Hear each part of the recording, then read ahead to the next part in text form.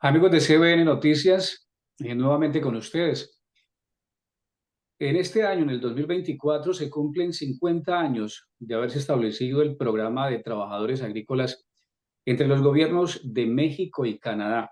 50 años, medio siglo, mucho tiempo, en un tiempo en el que han llegado, de acuerdo con las cifras que maneja el gobierno de México, medio millón de trabajadores agrícolas, medio millón de jornaleros que han venido a experimentar, a conocer lo que es Canadá y que le han aportado un valor significativo a la economía canadiense. Y con motivo de estos 50 años, pues hemos querido conocer cuál es la realidad en el terreno de estos trabajadores agrícolas. De acuerdo con lo que dice el Ministerio de Relaciones Exteriores de México, este año se estarían llegando aquí unos 27,000 mexicanos a trabajar, a recoger las cosechas para alimentar a los canadienses. Hoy tenemos como invitado a un líder comunitario, un activista, una persona que ha estado muy de cerca y un conocedor en el terreno de la situación que viven los trabajadores agrícolas mexicanos, en este caso, durante mucho tiempo. Él es Byron Cruz. Byron, bienvenido a CBN Noticias. ¿Cómo le va? Y cuéntenos, ¿durante cuánto tiempo ha estado usted conociendo la realidad de los trabajadores migrantes aquí en la provincia de la Columbia Británica? Muchas gracias a José y muchas gracias también a la audiencia de CBN Noticias por la invitación para estar con ustedes el día de hoy. Un fuerte y solidario saludo hacia ustedes por parte de la Federación Sindical de la provincia de la Columbia Británica. Mi trabajo es como coordinador del programa de trabajadores migrantes de la Federación Sindical y también soy parte de un colectivo de lucha que se llama Santuario de la Salud. Mi actividad alrededor de los trabajadores y las trabajadoras agrícolas viene de posiblemente de hace un par de décadas. Anteriormente y actualmente todavía trabajamos con una buena cantidad de población con estatus migratorio precario, pero en este caso la entrevista es más que todo acerca del programa de trabajadores agrícolas y sí, ya es cierto, este año se cumplen ya las 5 décadas de existencia del programa y bueno, con mucho gusto estaré contestando las preguntas de la entrevista. Gracias. ¿Por qué se interesó usted, Byron, en conocer la situación de los migrantes, en este caso, de los trabajadores agrícolas que llegan aquí a la provincia de la Columbia Británica? Es una buena pregunta. En una reunión de hace 2 días compartía con una compañera de trabajo, una compañera que trabaja también con los migrantes agrícolas, que hace quizás una década, un poquito más de una década, estábamos hablando sobre la misma situación de los trabajadores agrícolas, los mismos problemas de más de una década estábamos hablando ahorita, como que no se han solucionado muchos de esos problemas. Entonces, parte de mi interés por el trabajo de los trabajadores agrícolas fue cuando yo trabajaba en el sistema de salud, y en el sistema de salud fue cuando me di cuenta de que había una gran necesidad en cuanto al acceso a la salud de los trabajadoras y las trabajadoras agrícolas, porque lamentablemente no les era fácil y no les es fácil aún accesar el servicio de salud. Por ejemplo, uno de los grandes problemas actuales es al igual que otras poblaciones, los trabajadores y las trabajadoras tienen que esperar 3 meses para poder accesar el Medical Services Plan, el plan el plan médico de la provincia. En el caso de los trabajadores y trabajadoras de México, vienen con un seguro privado, ¿verdad? Que es una ventaja con respecto a otros programas de trabajadores agrícolas. En otros programas no vienen en la mayoría de veces con ese seguro privado. Entonces, pero el interés mío fue el acceso a la salud, porque nos dimos cuenta de que había mucho problema para el acceso a la salud.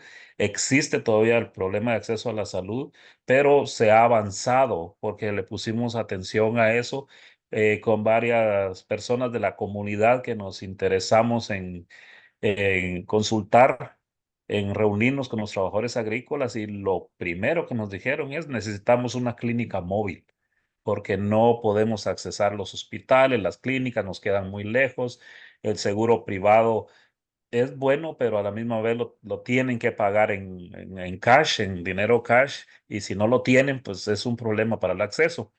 Entonces, desde esa vez nos movilizamos con, en ese entonces, la Sociedad Multicultural de Servicios de la Salud, pedimos apoyo de las autoridades de salud.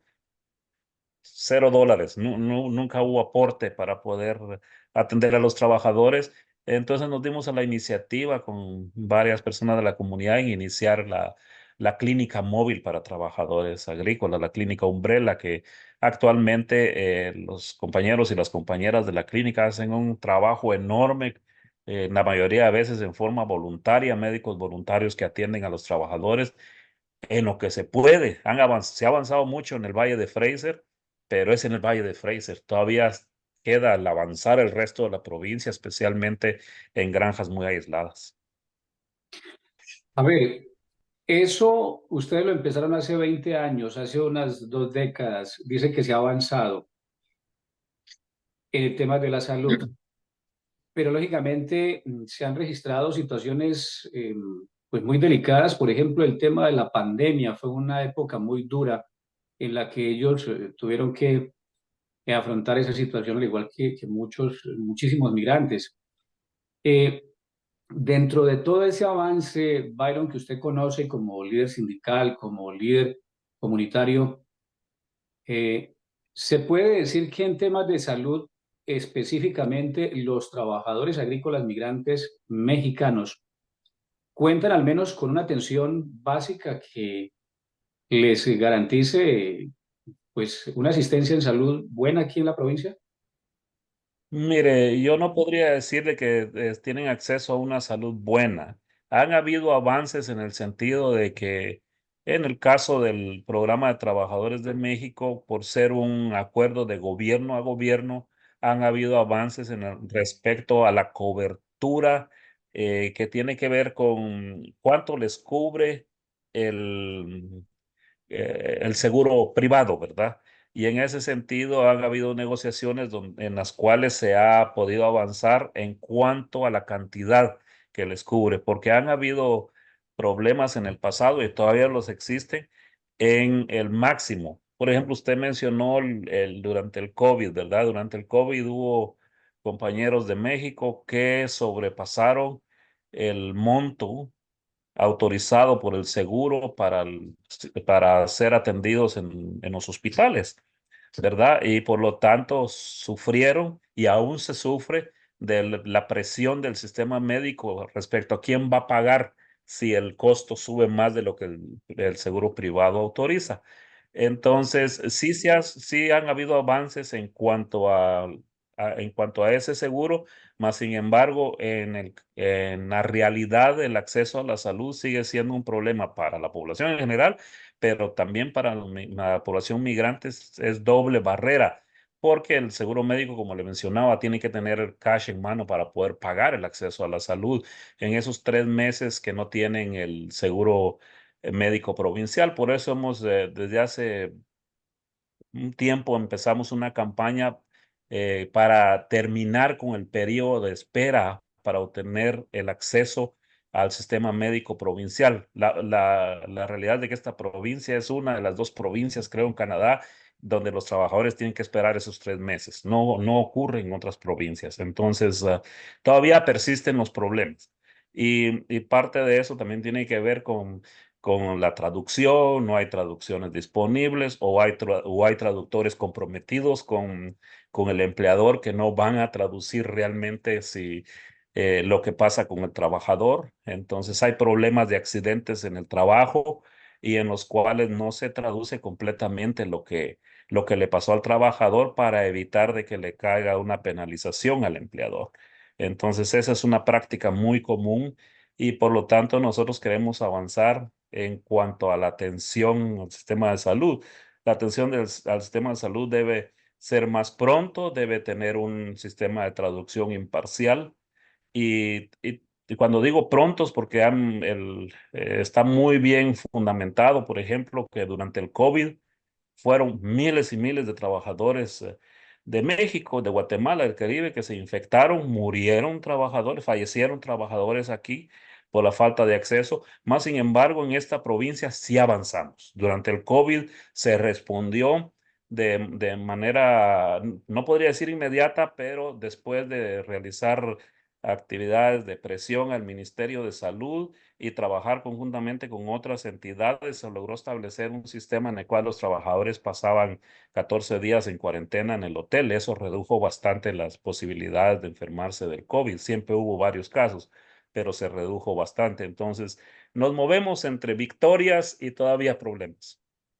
Sí, usted tocaba un tema allí sobre el cual he escuchado, es decir, la información que se maneja en las granjas por parte de los empleadores es muy limitada. ¿Se persiste en eso todavía?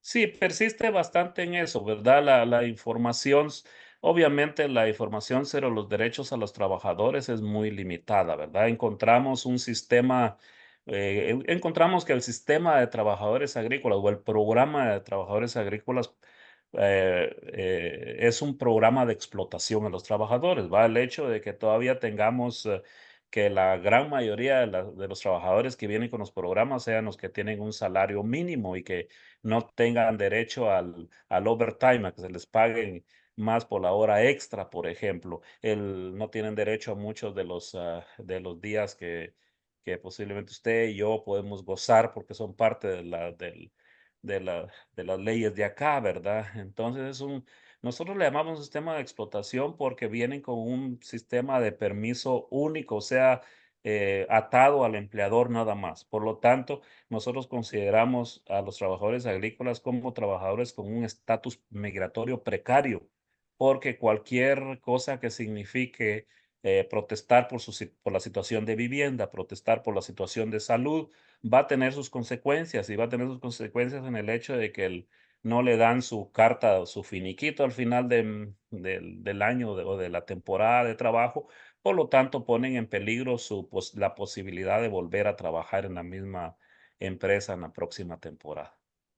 Sobre el tema de la vivienda, se escuchan muchas quejas, es decir, eh, hace unos 20 años, unos 15 años, se escuchaba mucho el tema del hacinamiento, de las malas condiciones de la vivienda donde ellos estaban. ¿Cómo conoce usted desde el punto de vista como líder sindical, como líder comunitario, cuál es la situación de ellos en este momento en ese tema? El problema de la vivienda precaria es persistente. Es persistente y ha sido catalogado como un 70% de los trabajadores viviendo en una situación precaria. Han habido avances en algunos lugares donde la vivienda ha mejorado, mas sin embargo persiste el problema de vivienda precaria, viviendas que ya se caen, estufas donde solamente una hornilla funciona, donde hay 10 trabajadores por un refrigerador todo el problema es porque también la inspección está en manos privadas. Entonces, para autorizar esos permisos para traer trabajadores depende de una inspección privada. Entonces, es así como tienen esos permisos. El mismo Consulado de México se ha referido a la situación de la vivienda precaria. El tema de las traducciones, vivienda, salud, bueno, dice usted que poco a poco se ha ido mejorando. Eh, el tema que tiene que ver con la comunicación de ellos hacia el exterior, de los trabajadores agrícolas con la gente de aquí en Canadá, cuando tienen necesidades, ¿cómo es? Yo pienso que es dependiendo el contexto, ¿verdad? Si estamos hablando de ciudades o pueblos donde los trabajadores han venido por décadas, se han establecido en cierta forma, se han establecido como redes sociales en las cuales hay mucho aporte de las iglesias en cuanto a la atención a los trabajadores. Tenemos una iglesia católica que provee mucha atención a los trabajadores, una iglesia bautista en Ladner que provee atención a los trabajadores. Entonces, hay sistemas sociales establecidos en lugares cercanos aquí a Lower Mainland o al Valle de Fraser. También se avanza, porque son décadas de que los trabajadores vienen, algunas granjas están cercanas unas de otras, los trabajadores se conocen entre sí, se apoyan entre sí, hay torneos de fútbol, se ha avanzado en ese tejido social.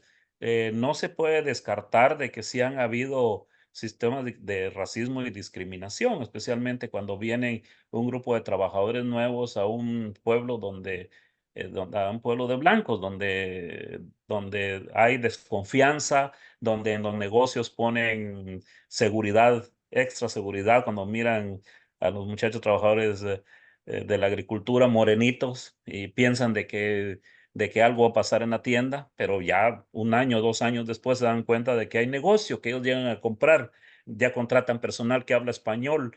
Entonces la situación cambia lentamente, toma años para cambiar. Estamos hablando de poblaciones cercanas al Valle de Fraser, cuando estábamos hablando de regiones tan lejanas como del Okanagan o de la región Kootenay, por allá donde las granjas están más lejos, donde no hay pueblo cercano, donde no hay una tienda latina cercana, donde no hay una iglesia en español cercano, donde no hay un centro comunitario donde hablan español, la situación puede ser más caótica, ¿verdad? Como nos hemos dado cuenta también en la situación en Oliver recientemente con denuncias de abuso sexual también de trabajadoras agrícolas, ¿verdad? Entonces, donde hay muy poca posibilidad de saber todo lo que está pasando. En este caso se supo por los medios de comunicación. Supimos nosotros que trabajamos en el área, mas sin embargo, todavía hace falta mucha información. Hay mucho abuso laboral, hay abuso en el campo sexual para las trabajadoras. Hay la realidad de que la situación yo lo sigo catalogando como una situación muy precaria, especialmente mientras más lejos vivan y mientras menos sepamos de dónde estén. Finalmente, Byron, la relación del trabajo que usted hace con los gobiernos de México y Canadá, ¿cómo ha sido? Mire, yo podría comentarle que la situación no es fácil. La situación no es fácil, especialmente porque desde nuestro punto de vista, yo me ubico dentro del punto de vista de alguien que aboga por los derechos de los migrantes, ¿no? Entonces, definitivamente, a veces, pues no caemos bien, no caemos bien. Y la relación con consulados ha sido tensa en muchas ocasiones y en muchas ocasiones ha sido una buena relación. A veces depende también de la persona que esté a cargo de parte de los consulados o de los gobiernos de atender a las personas. Si vienen a hacer su trabajo, si tienen contacto con los trabajadores, si atienden a los trabajadores cuando los trabajadores tienen una necesidad de salud, si atienden a las trabajadoras y trabajadores con sus preguntas, pues perfecto, es en esas ocasiones que hay buena relación, hay comunicación, se puede avanzar. Hay momentos tensos también, pero es normal. Hay momentos tensos, es normal. Ahorita, por ejemplo, le puedo decir que en el caso de Guatemala estamos pasando por un momento donde tenemos muy buena comunicación con, por ejemplo, la Comisión de Trabajo en el Congreso, muy buena comunicación con el Ministerio de Trabajo. Empezamos a tener muy buena comunicación con Relaciones Exteriores. Es un nuevo gobierno, ¿no? Y estamos en un momento en que hay comunicación, se establecieron algunas mesas técnicas de trabajo también recientemente. Hemos avanzado en ese sentido. Eso desde el punto de vista nuestro. Claro que hay también múltiples organizaciones de apoyo a los trabajadores que han avanzado en el caso de México también, ¿verdad? Que han tenido diálogo con el gobierno de México. Les he de decir de que no es la pregunta que usted me está haciendo, pero les he de decir que entre tener un programa de gobierno a gobierno, como en el caso de México, Canadá, es mucho mejor que tener un programa como en el caso de los países donde todo depende de la reclutadora y el empleador. Entonces no tenemos una forma real de monitorar la situación, no tenemos una forma real de apoyar a un trabajador que le dan un permiso de 2 años, lo contratan por un mes a 3 meses y lo mandan de regreso. Eso, por ejemplo, en el caso de México, pues hay una entidad a la que se puede atender, se puede se puede llamar, se puede decir qué está pasando, este trabajador no lo han traído, pueden hacer algo. O sea, hay diferencias entre los programas. Sí. Byron, desde el punto de vista suyo como conocedor, como migrante, como vocero de ellos, ¿qué recomendaría usted para mejorar las condiciones de vida de ellos? Aquí son muchas, pero ¿usted qué le diría a quienes, de quienes depende todo ese trabajo? En el caso mío me ubico más como un organizador comunitario, ¿verdad?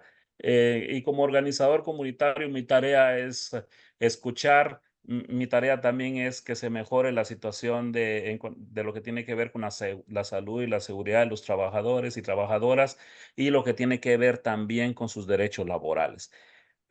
Todo eso es importante, más sin embargo, en 10 años usted me puede entrevistar y le voy a estar diciendo el mismo discurso. Hay explotación, no importa que yo les recite los derechos de salud y seguridad. ¿Y por qué le digo eso que va a ser lo mismo? Va a ser lo mismo mientras se mantenga el sistema de un permiso de trabajo en el cual solamente puedan trabajar con un empleador.